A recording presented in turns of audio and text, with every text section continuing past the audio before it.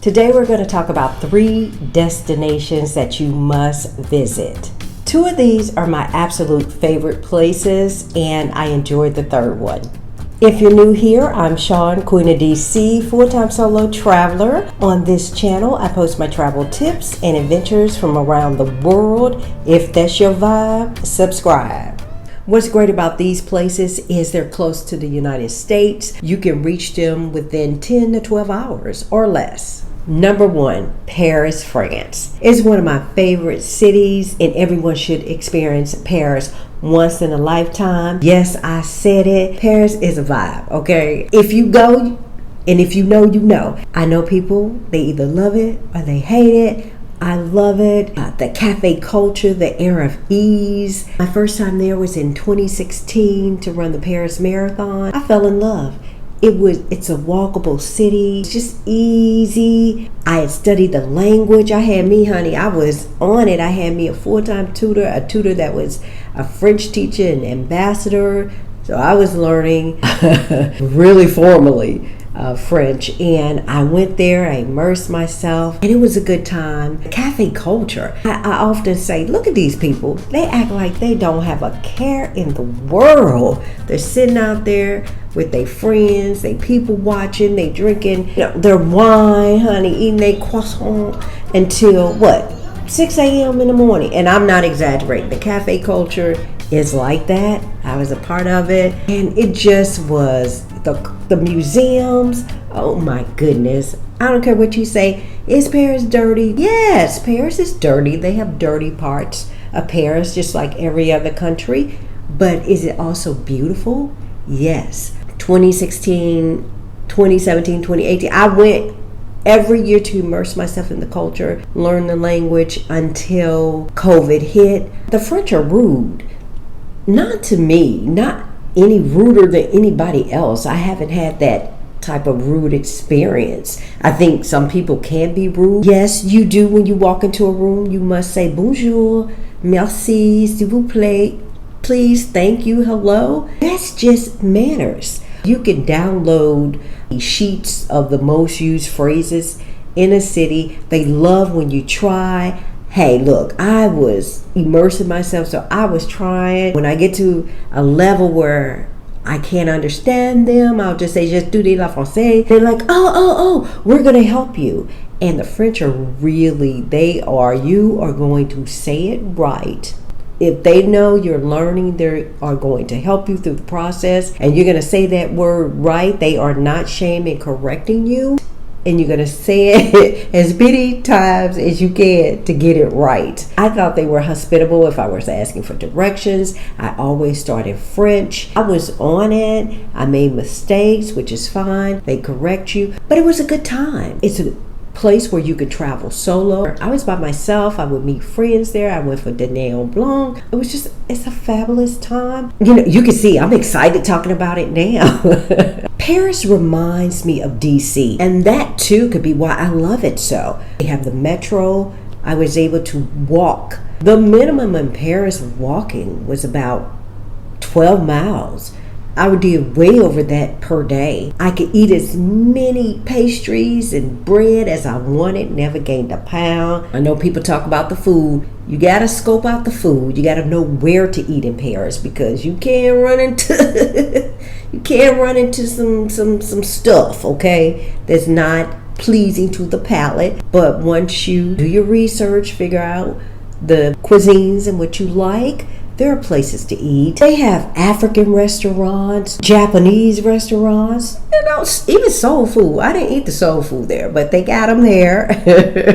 I think the place is Gumbo Yaya and another place. It's a variety. They even got Little Africa, honey, where you can go get your hair braided, hair care products, buy you some beautiful fabric, and a whole community in Little Africa to explore. If you're short on time, make sure you do your research beforehand, just so you have an idea of restaurants and you won't waste time trying to figure out where you should eat. Just explore. I love the grocery stores. They have this chicken and these roasted potatoes. Oh, I used to get that. Oh my God, delicious. That would be dinner one night. Then I would get a fresh baguette, honey, get some cheese. The fresh cheese, some prosciutto. Oh my goodness.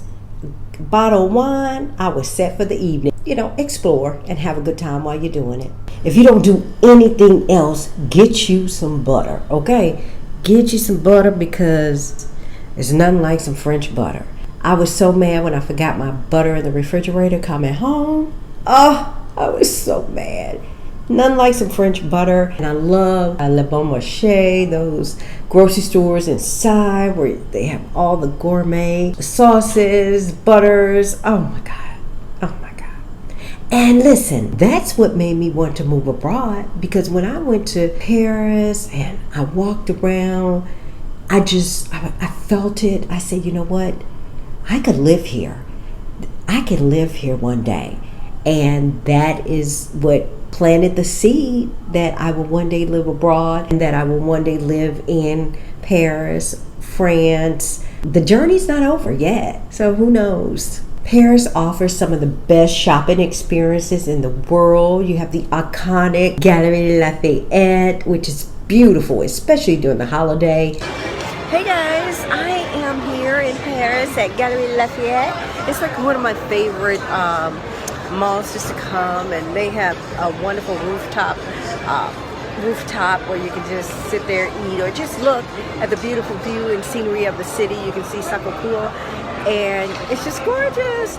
And here, let me show you the dome here. Your high-end stores are here. So you have your Louis Vuitton, Chanel, you name it, they have it all here. So here it is, that's the dome. And they house women in one building and men in the next building, and then a housing where in another building. So it's like 3 different buildings of department store. But look at that, isn't that pretty? And then Christmas, they have a big tree in the middle of the dome. It's just gorgeous.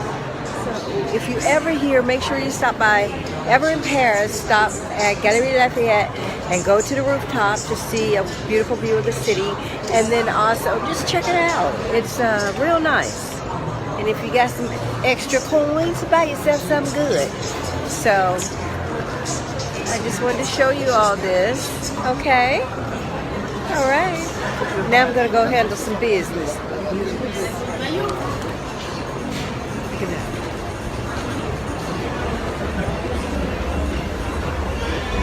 La Samaritaine is a must visit. So you have a variety. You have the unique shops and the local where you can find treasures. I just love it. The flea markets, I love everything about it. The art and culture in Paris are unmatched. My 4 favorite museums are Musée d'Orsay. It's an old train station, so it has the clock in there.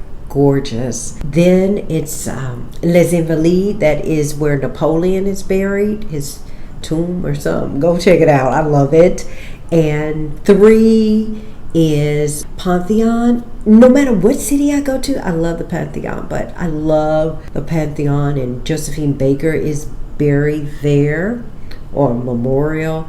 Number 4 is Musée du Quai Branly. That museum is beautiful and is extensive. It features the indigenous art and culture of Africa, Asia, Oceania, and the Americas. Now let's talk about the nightlife. Y'all, I'm sitting up here talking all about Paris, and it's getting dark outside. You cannot go to Paris without going to a jazz club. We went to a jazz club on my first time in Paris, but I actually have a video on my link above of my night out in Paris at a jazz club, at a nightclub, and this wasn't my first time in Paris, but after you watch this video, check it out. And they were jamming. We go down in this cave where they have a jam session that is all the way live. I just wasn't expecting to hear, the Temptations, Marvin Gaye, R&B, even though I know the Black soldiers brought over jazz to Paris during World War I. I know the history. I just wasn't expecting it, okay? And boy, did we have a great time. Went to the club, hung out at the club. At the club, everybody fam. So then after the club, I got a clip of us just hanging out until 6 a.m. at the cafe. Hey y'all, I'm up in Paris acting grown. Do you know we left the club about 4 o'clock? And now we came to get something to eat. And now we're sitting here in Saint Michel.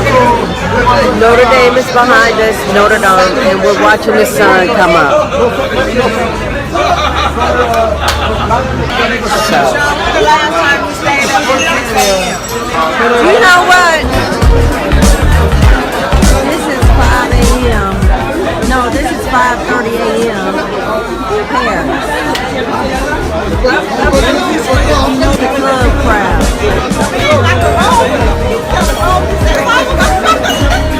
5:30 a.m.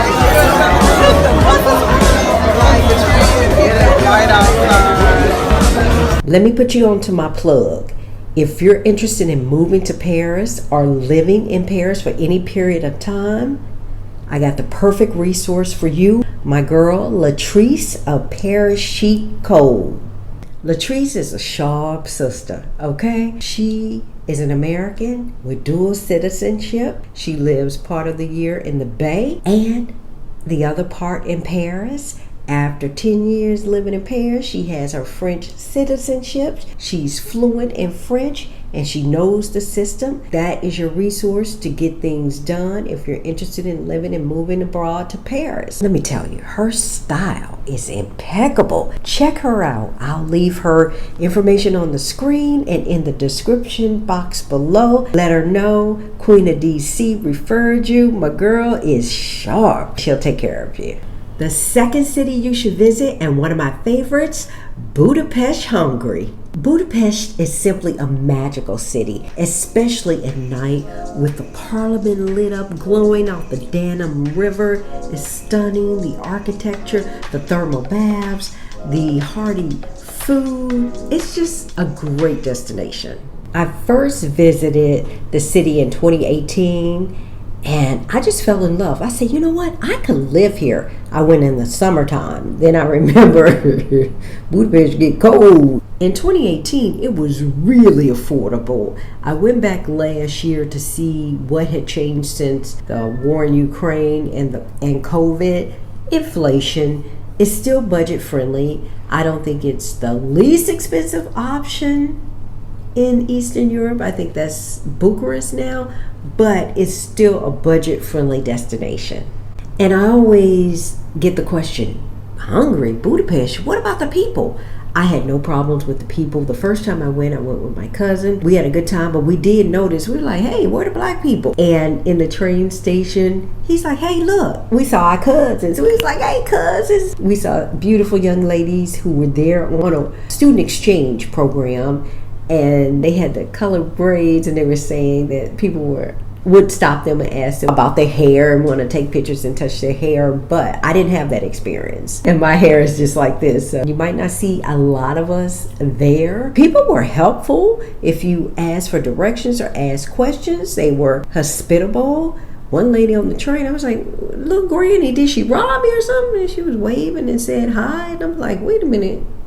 What's going on? She was just being nice. I had no problems. I was in the thermal bath by myself, meaning the only black woman there, only black person there. No problems. I had conversations. I didn't feel any hostility or any aggression towards me being a black woman there. During the holiday season, they're known for their fabulous Christmas markets. So that can be something that you put on your calendar to visit during the Christmas time. Budapest, known for their thermal baths. I loved them. I went to Gellert, Széchenyi. I went to those two. They're very different. Széchenyi is a little bit older. That's the one with the yellow and the pool outdoors. And Gellert is bigger and it's a newer thermal bath. They both have their own type of crowd. Gellert was a little more calm, a little more reserved. And Széchenyi is where you go and they have the bubble bath parties. They have the pool parties and things like that. You gotta do a night cruise on the Danube River. Gorgeous, the parliament. They eat hearty and they drink strong liquor, honey. I think it's Palenkas. Child, burned a hole in my heart. but I had to try it. The food, they have goulash, they have strudel, delicious. The ruin bars are so much fun. These old buildings turn into bars from the war. It's a good time. You can party hardy in Budapest. And they are renowned for their paprika. I was telling a friend who mentioned, her love for paprika. You got to go to Budapest. They have all the paprika in the world that you want. That's where you go. They have the metro, they have the trolleys. So good public transportation system. It's a walkable city. From the Buda side, the hills, the mountains, so things to see over on that side. And then you got the city side of Pest.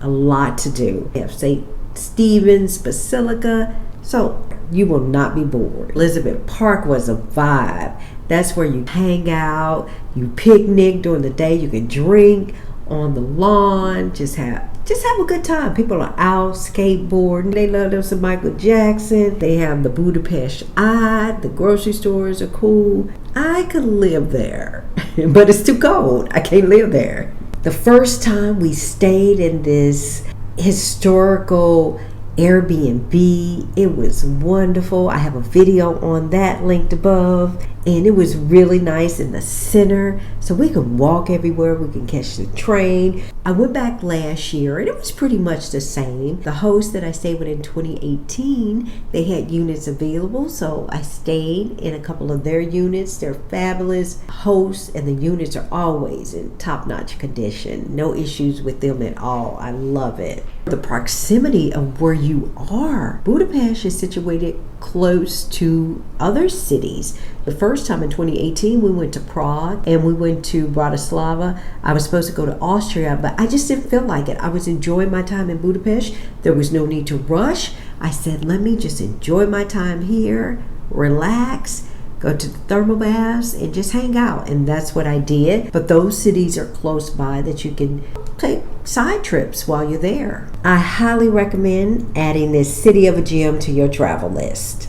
And the third city you should visit is Mexico City. People were surprised when I told them that I was going to Mexico City. That's where I started my abroad journey. And I'm thinking, what are you all talking about? Have you ever been to Mexico City? Mexico City is cosmopolitan, baby. It's the foodie capital of the world. It is a beautiful, vibrant city with architecture, green space, museums. What are you talking about? I was really confused. If you're a foodie, Mexico City will not disappoint. It's truly a paradise for those who love to eat. I went on a fabulous food tour. Cornbread with condensed milk, delicious. If you're a foodie visiting Mexico City, the Eat Like a Local food tour is a must-do experience. It's an authentic culinary adventure. You'll be taking the subway, walking the streets. We sample traditional Mexican dishes, discover unique flavors, and learn the cultural stories behind each bite. I stepped outside of my comfort zone and tried a few bugs. But bitter. The tour is not only about food, but also about history and fun facts. It's also deeply committed to community empowerment. The tour supports the community by partnering with small family-owned businesses and local vendors, which we had the pleasure of meeting. This ensures that the economic benefits of tourism are shared within the neighborhood. Valentina sauce, W sauce, Maggi sauce, that is kind of soy sauce, umami flavor. Bring a big appetite because we ate our way through the entire tour. We covered 3 neighborhoods and the flower market, which stays open 24 hours. You can eat the skin. The banana, it's a purple banana. Sugar cane. Perfect tour for food lovers wanting a true taste of Mexico City. Follow for more tips and sights. But let me tell you, I did lose my mind. Eating street tacos and just was like, oh, this looks good. And, their food is spicy. And the heat level is beyond what I can tolerate. But I was eating food from just off the street because everywhere there's food vendor here, food vendor there. And I did suffer for that. Montezuma's revenge got me, baby. And hunty. Woo. You talk about man down for about 5 days. a week, my stomach, food poisoning hit me, and your girl was out, okay? I was out. That taught me a valuable lesson. Don't just go around picking and eating at places that you have not surveyed, that you have no clue as to what's going on with it on the streets.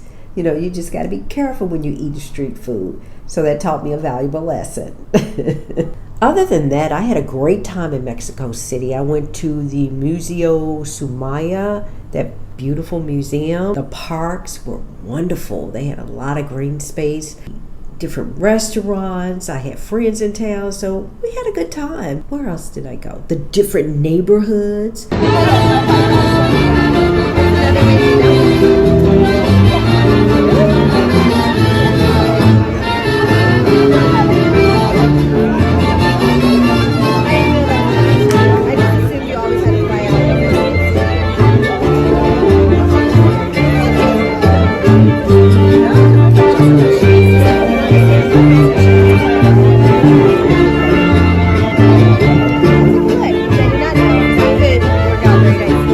Very nice people, very warm, gave me grace, offered assistance if I needed it. I didn't have any issues otherwise. In Mexico City, they love their dogs. I have never seen this many dogs in one place. They have the dog parks. The dogs are beloved, okay? I did a photo shoot to celebrate my new life abroad, and I'm glad I started in Mexico City.